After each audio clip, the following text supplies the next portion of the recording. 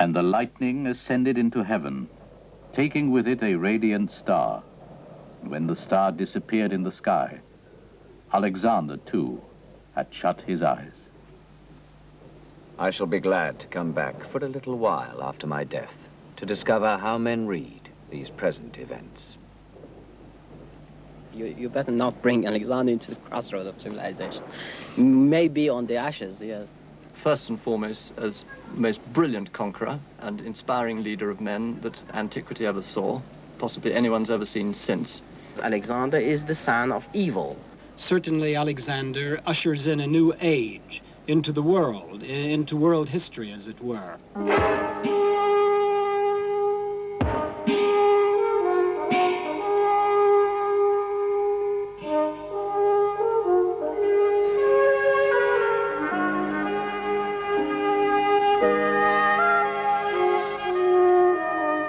For 2 centuries, the people of Persia had been living in peace at the secure center of the world's largest empire.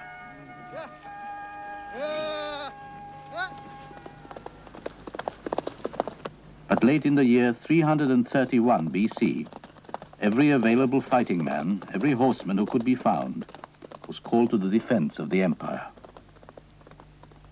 They assembled at a place called Gaugamela. A vast army under the command of the great King Darius III, surrounded by his 10,000 immortals. They were threatened by a man who had set out to conquer the world.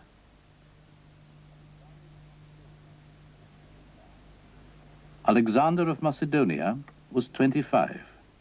He was already master of Greece, Asia Minor, Syria, Palestine, and Egypt, where he was made pharaoh, both king and Egyptian god. Alexander the Macedonian sought to exemplify the Greek ideals, the heroic body, epitomized by Hercules, the divine hero, the pantheon of gods, led by Zeus, who protected the city-states, among them the world's first democracies. Alexander's mind was shaped by Greek philosophy. His tutor, Aristotle, reinforced the Greek view that those who did not speak Greek were barbarians. And now Alexander pitted himself against the great symbol of barbarian might.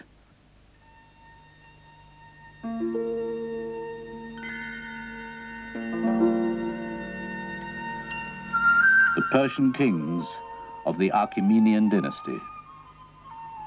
Deal with them, counseled Aristotle, as with beasts or plants. The Persian soldiers had never conquered Greece, but had once burnt the Parthenon at Athens. Unlike the Greeks, the Persians had only one god, Ahura Mazda, who was in constant combat with Ahriman, the devil.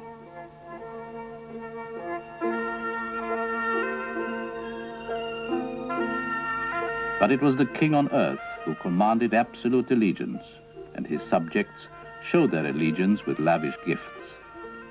The king's gift in return was security. But Alexander was now dismantling the Persian Empire. Once the empire stretched from the Mediterranean to India. Now Alexander had swallowed the western half and was preparing for a final confrontation at Gaugamela.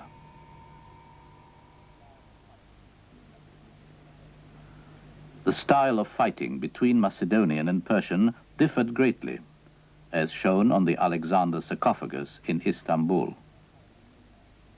The small Macedonian horses were highly mobile.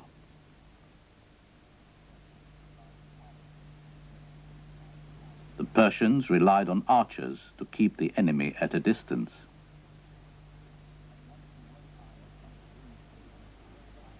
But once the well-armored Macedonian infantry swept through their ranks, the Persian lack of body armor was fatal. Early chroniclers exaggerated the odds facing Alexander, but when he saw the size of Darius' army at Gaugamela, he was at first shaken. He employed a tactic of genius. He pulled the left wing of his front line back at an angle, tempting the Persian wings to follow, and they did.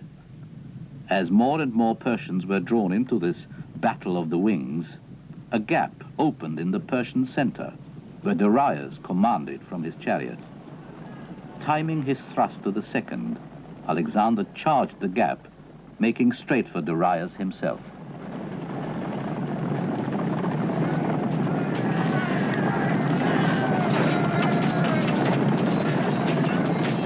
Alexander came within striking distance of the great king, but the Persian bodyguard fought to keep him off.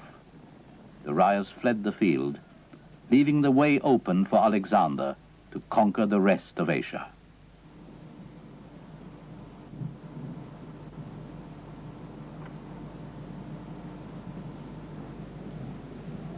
That victory made Alexander the master of civilized Europe and much of Asia. Already he'd outperformed Heracles and the Greek gods against whom he measured himself. And what is more, as time passed, Alexander was to become the greatest of all the heroic legends. Look at them.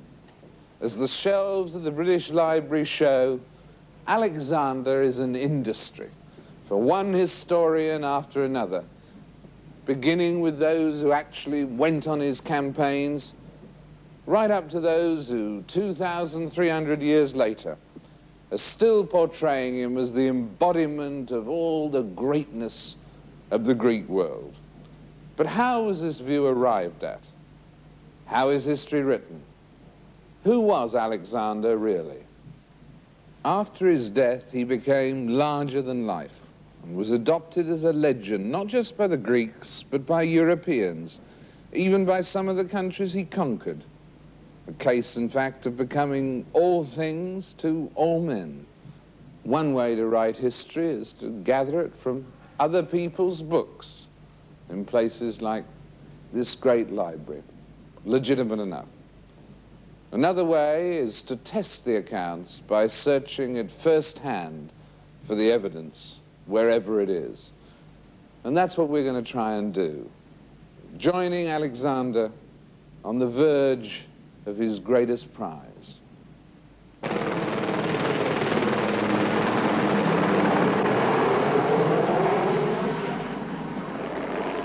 After his victory at Gaugamela, Alexander plunged south, taking the great Achaemenian centers of Babylon and Susa.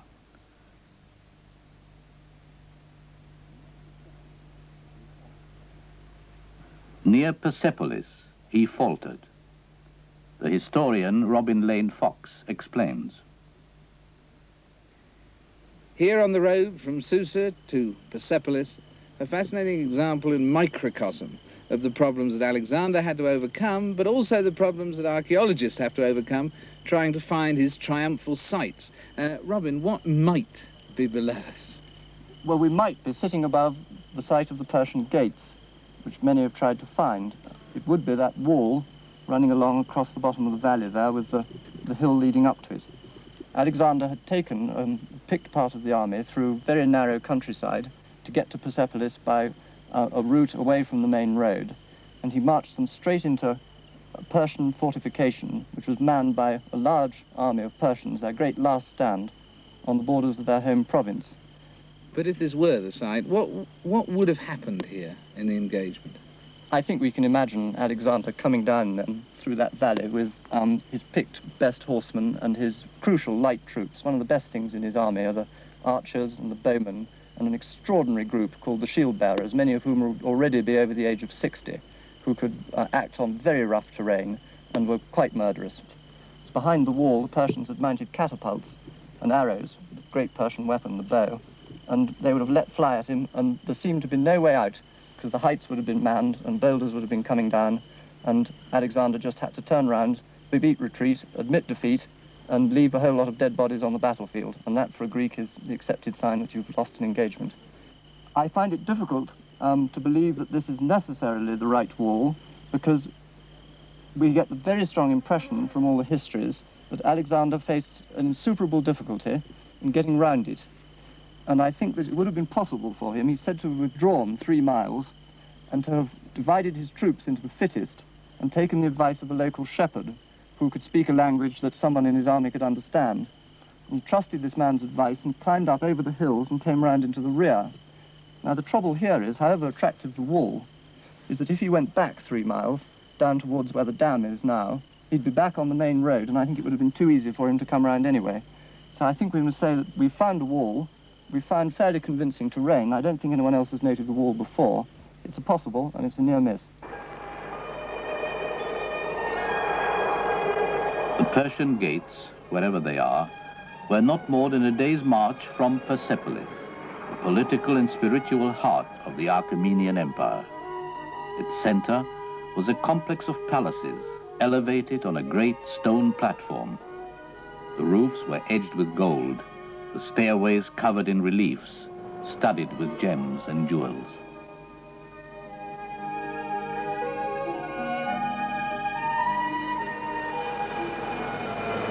Alexander entered Persepolis on January the 31st, 330 BC.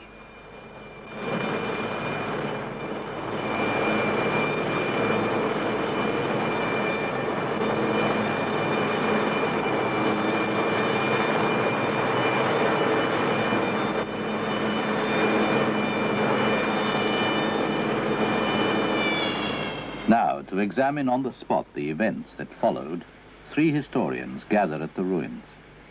From Harvard, Professor Richard Fry, specialist in ancient Persian history. From Persepolis, the director of the site, Dr. Shapur Shahbazi.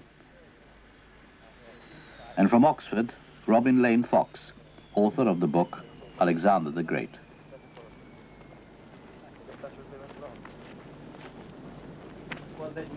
Gentlemen, when Alexander first arrived here, he'd marched through Egypt and Asia Minor. He'd inflicted a great defeat on the Persians at Gaugamela. What, however, do you think were his feelings when he reached here? Robin? I think he was aware that he was a man with a problem, because he had conquered the Persian army. He still had to catch the Persian king, but he had to decide how he was going to stand with respect to the Persians themselves. Was he just to be a conqueror? And I think that they may have had some idea of Persepolis' existence.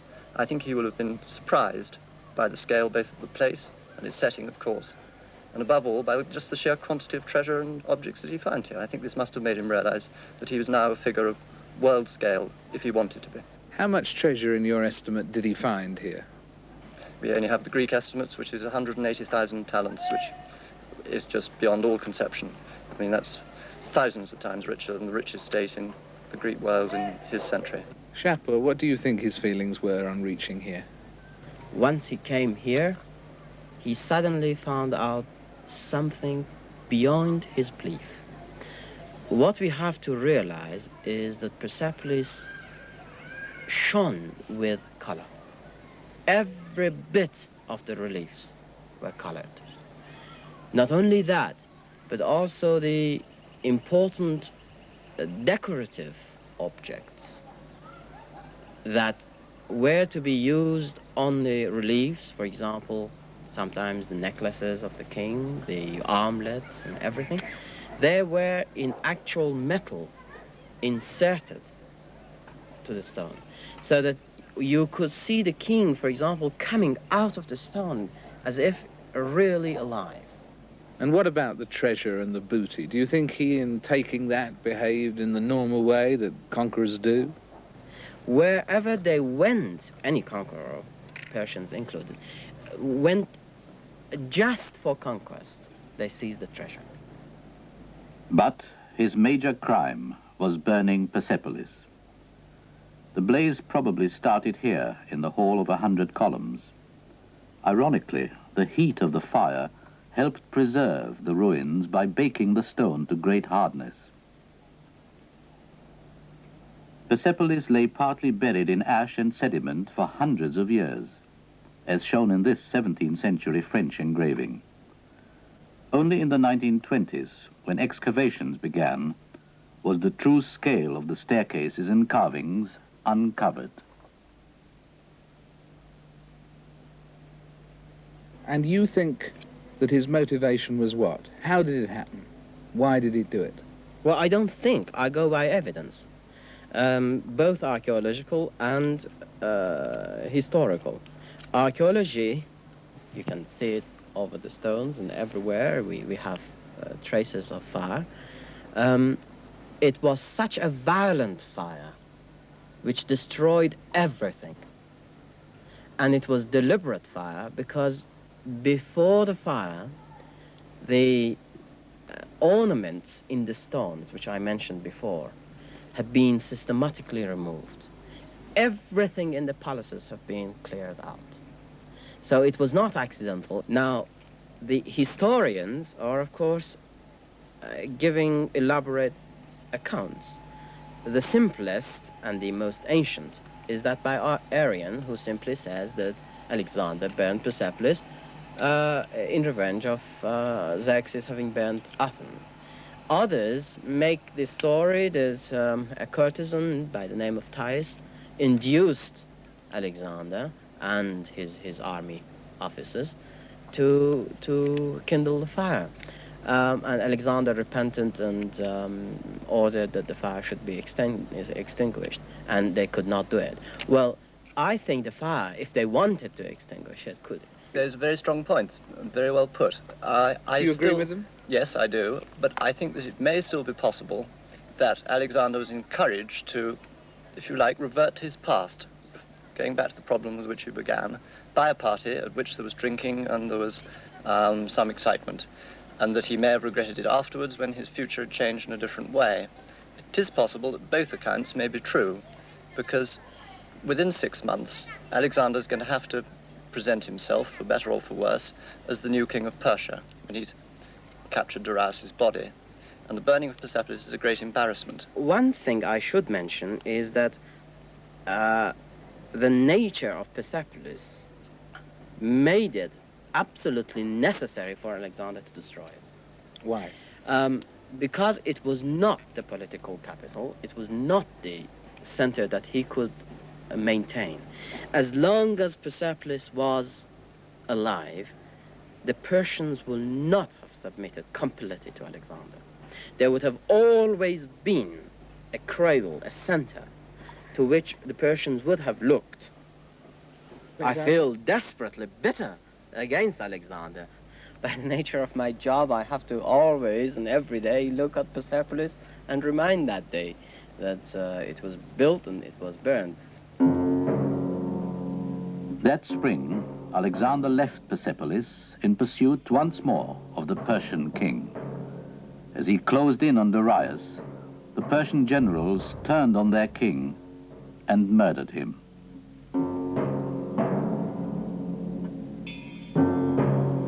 Alexander continued east over the Hindu Kush, his army augmented by men from the conquered lands. He led them over a pass nearly 12,000 feet high. They suffered frostbite, snow blindness, and chronic fatigue. But Alexander was determined to be Lord of Asia. His exact route is unknown, but his campaigns are well recorded. For 2 years he zigzagged through the Hindu Kush in brilliant maneuvers, exhorting his men to continue. Many of them died. In the course of these far-reaching conquests, his army massacred tribes and butchered an Indian army. Alexander himself was severely wounded. It is said that Alexander founded cities along his route to bring civilization on the Greek model to Western Asia, but few remains have been found.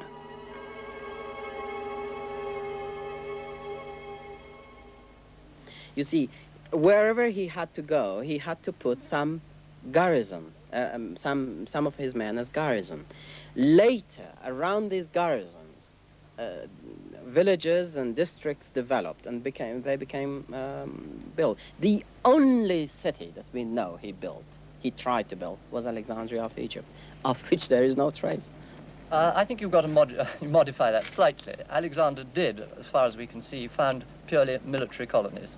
He also founded something, it's a very misleading term, it conjures up a vision of Tehran or London, called a city. He obviously felt there was a distinction. Alexandria in Egypt isn't actually the only city we have a tradition which is very strong in historians that he founded. I think there are many more than that. But there are cities and people whom he destroyed. I think that the only one to be trusted is Alexandria in Egypt. I just disagree with that. We come to the point in which we can't agree. I think that there are many more Alexandrias. I would number up to 15, possibly 18. Now, I'm not disputing for one moment that first and foremost, Alexander is a conqueror. That's why he destroyed Thebes, that's why he burnt Persepolis. That is why he placed himself against a heroic myth. One of the most important things for understanding him is what we've agreed on, that he aimed to rival Achilles, and that is not the image of a particularly creative man. But he is not a Mongol. He is not a mere wrecker, a Mongol conqueror. Alexander, true, was a conqueror, but he had to rule. Now, in order to rule this great empire, he had to have a bureaucracy. He had to have a group of people who knew the conditions, the taxes, and how things were done. So it almost stands to reason that he would have to conciliate at least the people who ran the empire, the bureaucracy. And who ran the empire? It was mainly the Persians. To promote integration, nearly 100 Macedonian officers were forced by Alexander to take Persian brides. He himself took 2 brides, although he had a wife. Were his appetites in terms of passion the normal appetites of the time? Many legends were circulated in gossip stories by Greeks. There is a reasonably strong tradition that he also had a love affair with a Persian eunuch, who remained a favorite for the last 6 or 7 years of his life, which can't be lightly set aside. On the other hand, he also married. He married for political reasons, of course. He is said, even by Arrian, his scientist historian, actually to have fallen in love with Roxane, who was an Iranian girl. She was a very political match, but he's said to have lost his head. He was having a baby by her when he died, and it turned out later to be a son. I think we could say that Alexander was ambidextrous, a man of 2 tastes. What about, we keep hearing more and more about the banquets as it went on and so on, and the drink. I mean, was he an alcoholic? No, you couldn't call Alexander an alcoholic. He could drink a great deal, and there's no doubt that the boozing contests at his court were of a high scale and singularly, to my mind, unattractive. I'm not absolutely certain that this is something that grew and got worse and worse as the years went by. It depends on the view one takes of a very puzzling document, Alexander's diaries, in his last days, which show him for the last month of his life as being almost permanently seized over, lurching from one drinking party to the next. There is reason to suspect that this is not an altogether fair or trustworthy account of him. Like the Greek gods and heroic men who had gone before him, Alexander was soon to pass into Western legend. But some facts, at least, are known. That, for example, he died on June the 10th, 323 BC, in Babylon, at the age of 32.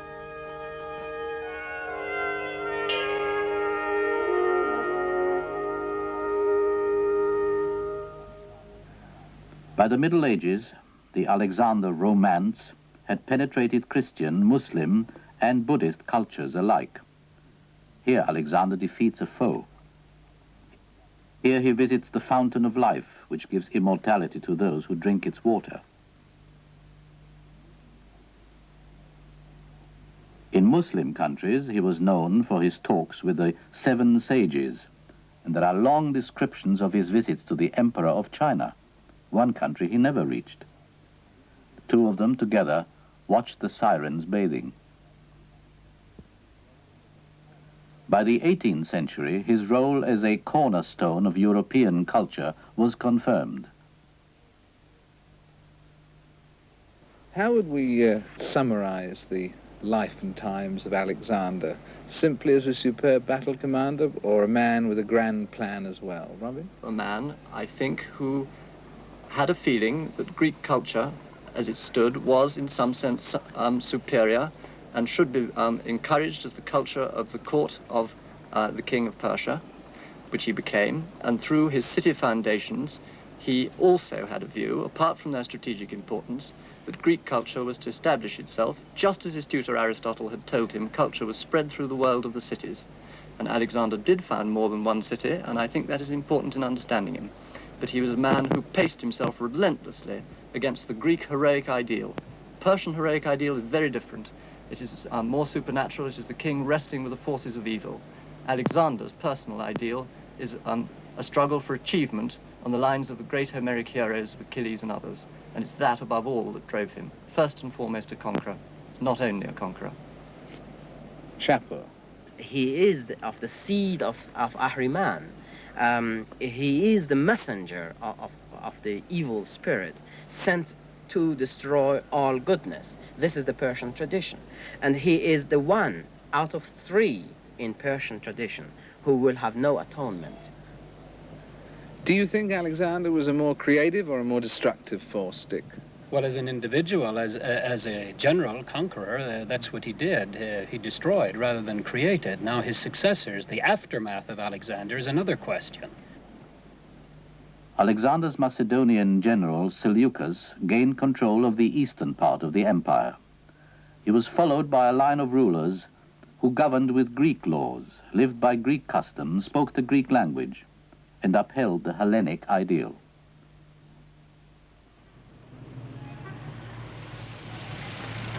In the 4th century, the city concept, the polis, was the center of the Greek world, the root of its society and culture. But its influence in the East was superficial. Today, a Western veneer has again colored Eastern cities, as here in Tehran. I would have accepted it as I'm wearing Western Chelsea boots.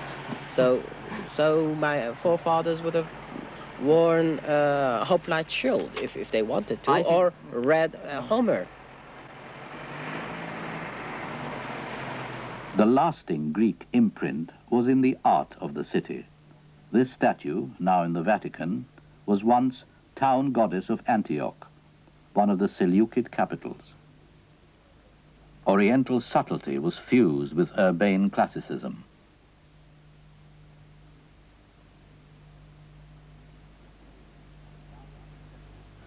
But at the least, Alexander's successors had left a Greek face on the Asian culture.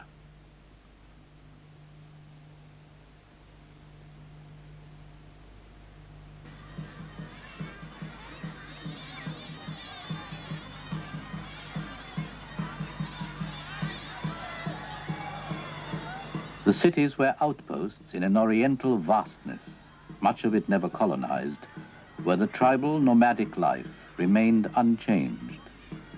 The tenuous hold of the Seleucids gave way gradually to a new people who came first as nomads.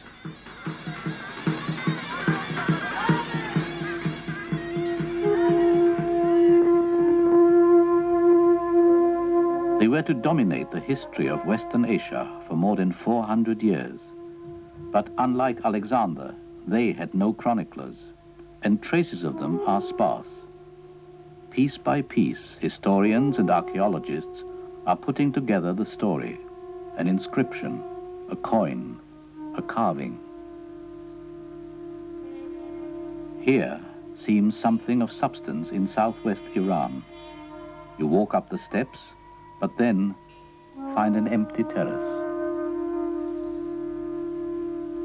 10 miles away, another platform, but nothing on it, except a hint of some ancient temple.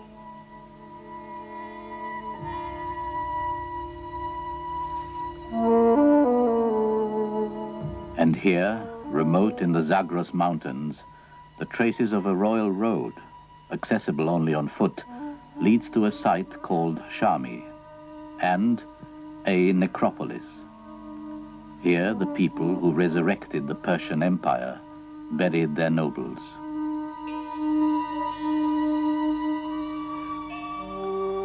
Footprints are the derelict mark of a giant statue.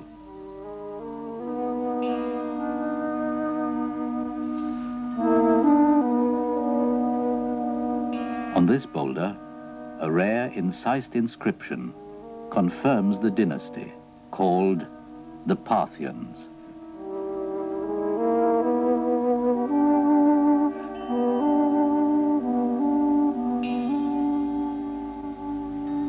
Only about 37 sites have so far been positively identified as partly or wholly Parthian, and they are dispersed in several countries where access is often difficult.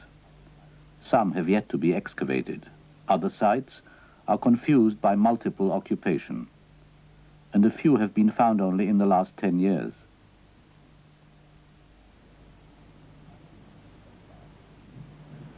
Tangible at last, the Parthians take impressive shape in this bronze statue of a Parthian prince, now in a Tehran museum. He was accidentally dug up by the villagers in Shami, that remote royal burial ground.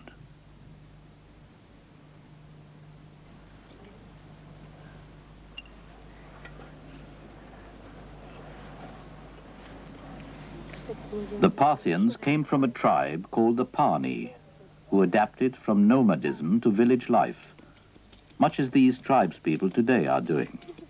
They began to cultivate land, to put down roots, and to domesticate their animals.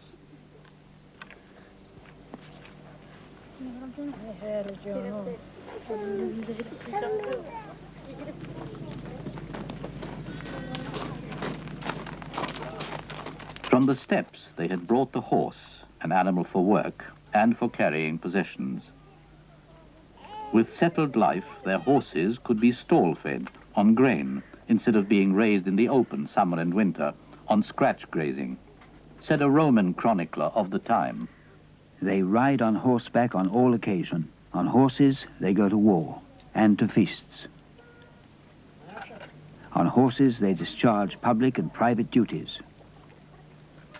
On horses, they go abroad, meet together, traffic and converse. A new breed of horse was to emerge, larger, stronger, a change which in itself was to mark the history of war. نام خداوند جان و خرد که از این برتر اندیشه برنگذرد ز گفتار دهقان یکی داستان به پیوندم از گفته باستان. The Parthians also developed the stories of kings and heroes, which formed the basis of Persia's historical memory, right down to the present day. This storyteller describes the great hero Rustam, probably a figure from Parthian times. Legend says he was born by caesarean birth, that he rescued a lady's lover from a deep and burning pit. And from the white devil, he went to save King Kavus. They wrestled in a dark cavern until, victorious, Rustam plucked out the devil's heart.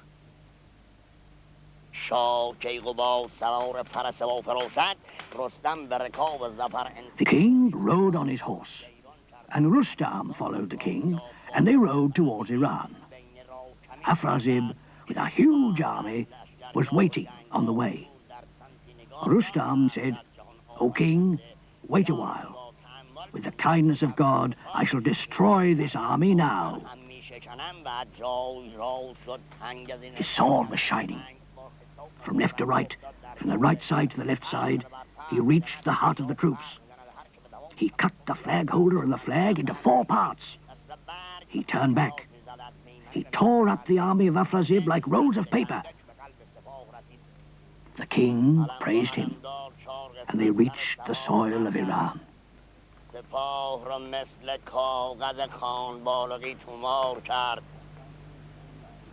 Such feats were finally written down in the 10th century by the poet Firdausi in the epic Book of Kings. In it, Alexander the alien conqueror is absorbed as half Persian and even consoles the fallen Darius on the battlefield.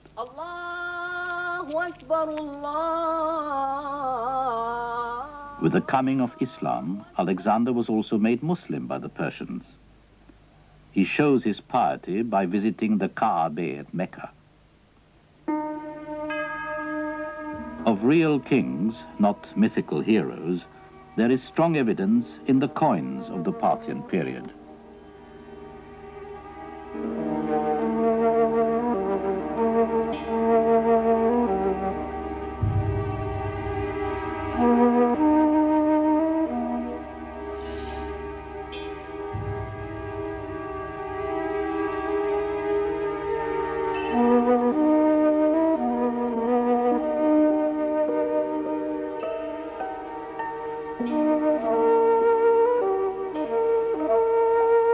Under Mithridates, Parthia became one of the most powerful states in Western Asia.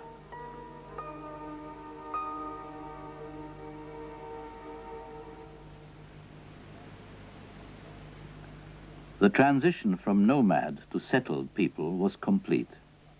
It brought with it the artifacts of empire. Only a few gold objects have so far been unearthed. Some retain the simplicity and strength of the nomad. Others reflect the sophistication of the city and the nomadic use of color.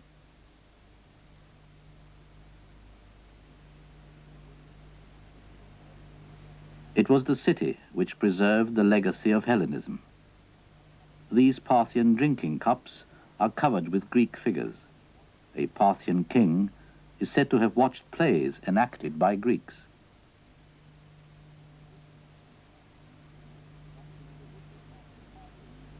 But in religion, the Parthians remained true to the old beliefs of the plateau, preservation of fire and respect for the elements, where good and evil had to be kept in equilibrium.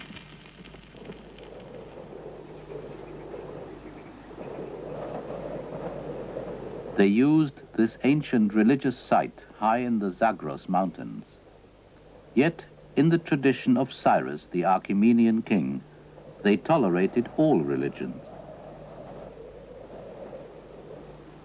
There was stability in the empire, and the society prospered.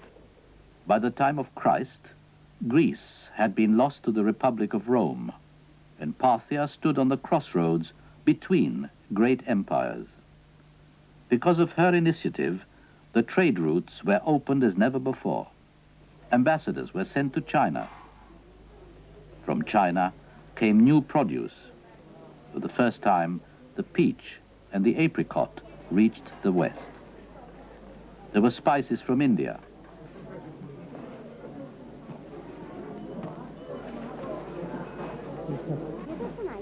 And silk, which until this time was unknown in Europe.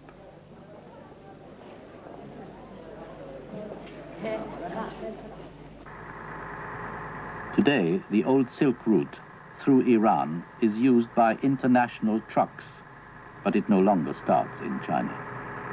Silk and spices have been replaced by the goods of a technological age.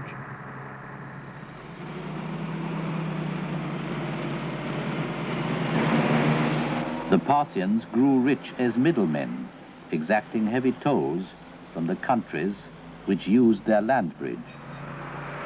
With these tolls as one provocation, the Parthian Empire aroused the attention of Rome.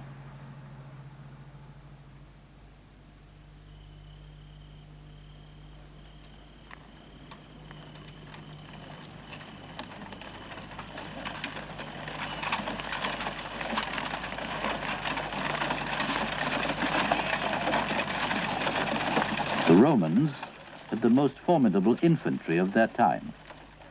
They made frequent expeditions into Parthian territory.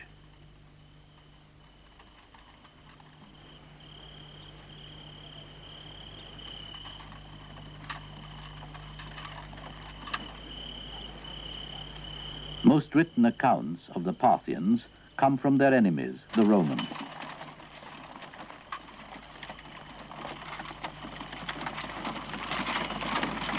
This encounter is reconstructed according to the Chronicle of Plutarch. Faced with the threat of the oncoming infantry, the Parthians resorted to psychological tactics.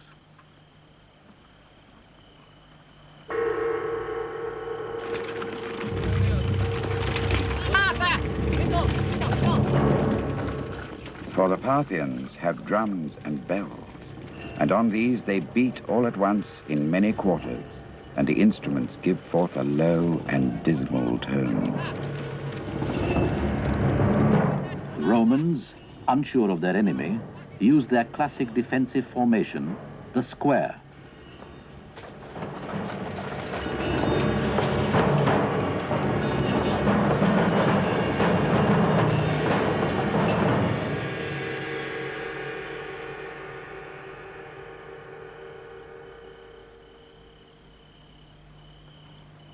The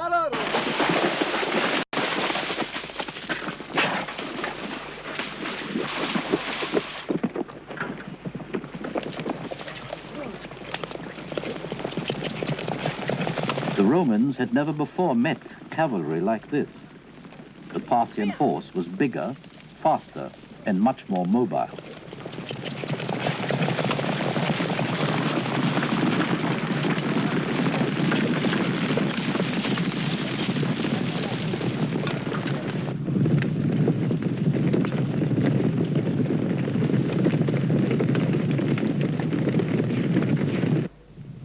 The Romans encountered a multitude of arrows which caused the beginning of disorder and fear, for they now saw the velocity and force of the arrows, which fractured armor and tore their way through every covering alike, whether hard or soft.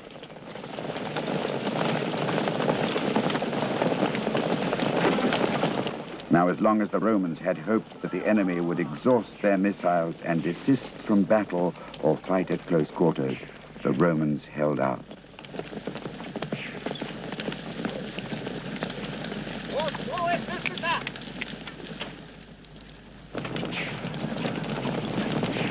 For the Parthians shot as they fled, and next to the Scythians they do this most effectively.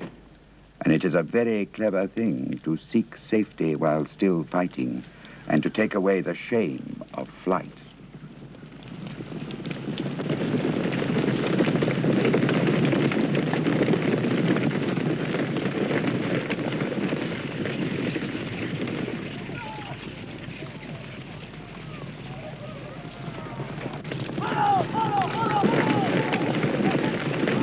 But then they perceived that many camels laden with arrows were at hand, from which the Parthians, who first encircled them, took a fresh supply.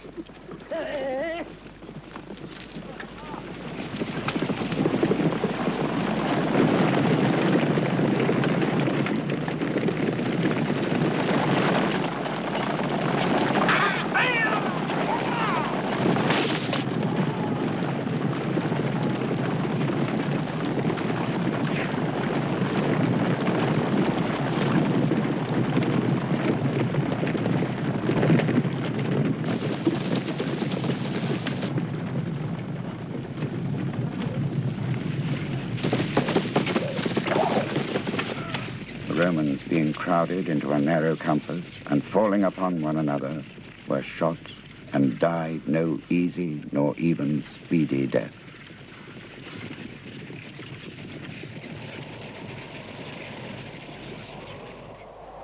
The Parthians were now men of stature, as powerful as any Roman.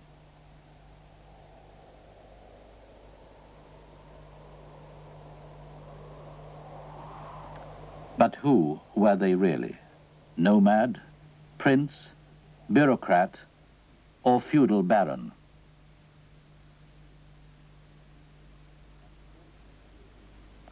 By the 10th century AD, the great epic poet Firdosi declared, "I have heard naught but their names, and have not seen them in the Chronicle of Kings." Professor Lewis, when one looks, as we have, at the whole saga of the way in which Alexander was overemphasized and the Parthians were underemphasized, it raises the whole question, really, of how history comes to be written. This raises the question of what precisely we mean by the word history. And I think some confusion arises from the fact that we use this one word, history, to mean at least 4 different things. If I may summarize them briefly, all 3 of the first 3, and in addition from imagination. To what extent is the judgment of history self-serving? Well, history makes no judgment, only historians make judgments. And every generation has to rewrite the past in order to meet its own needs and requirements, by which I don't mean that the past is simply adjusted to serve certain specific purposes, though that happens too in many societies, as we know. What I mean is that the historian puts questions to the past, and in different times and in different places we have different questions to put. Each generation has new problems. Nowadays, we put sociological questions. Our immediate predecessors put economic questions. A couple of hundred years ago, historians thought in neither economic nor sociological terms.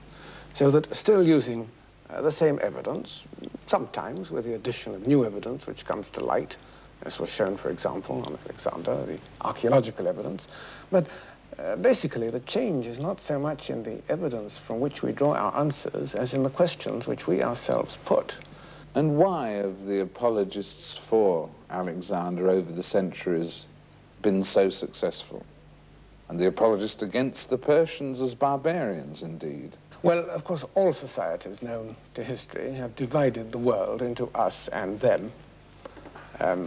Us means the civilized, enlightened people, possessors of the true civilization or the true religion or whatever.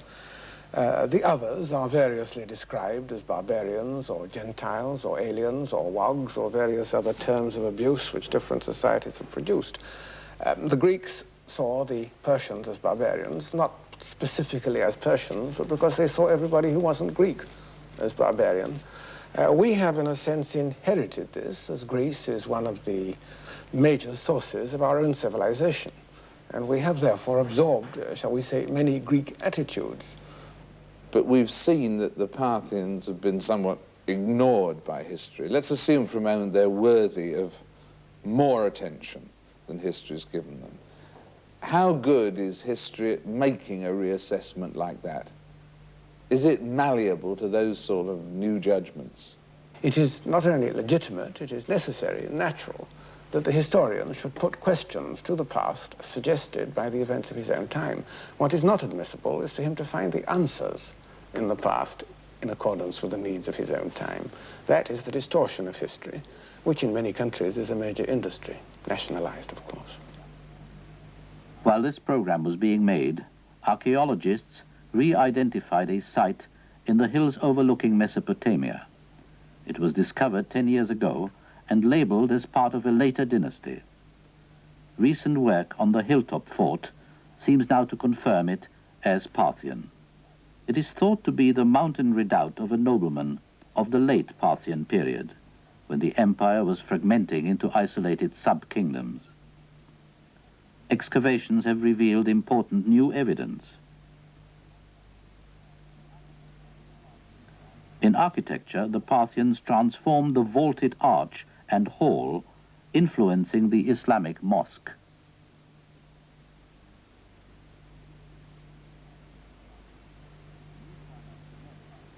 A new kind of cement enabled these great arches to be self-supporting without columns, as here in the temple at Hatra in modern Iraq. Using the same techniques, the Parthians also developed the dome and new styles of plaster decoration. Perhaps their greatest legacy was a feudal order able to finance the heavy cavalry which dominated warfare until the introduction of gunpowder. Their prolonged rule with its trading contacts significantly linked the worlds of Asia and Europe, and their style of rule was to shape the future of Persia. And yet, in history, they are still submerged in the shadow of one man, Alexander. And if you had to predict 100 years hence, would you say that we'll be thinking of him as Alexander the Great, Alexander the Accursed, or Alexander the Fairly Great? I think Alexander the Fairly Great is the likeliest assessment. Nowadays, of course, we live in an age when the tendency is to demolish great men, recent as well as ancient. This may change, and I wouldn't like to predict the moods of the future.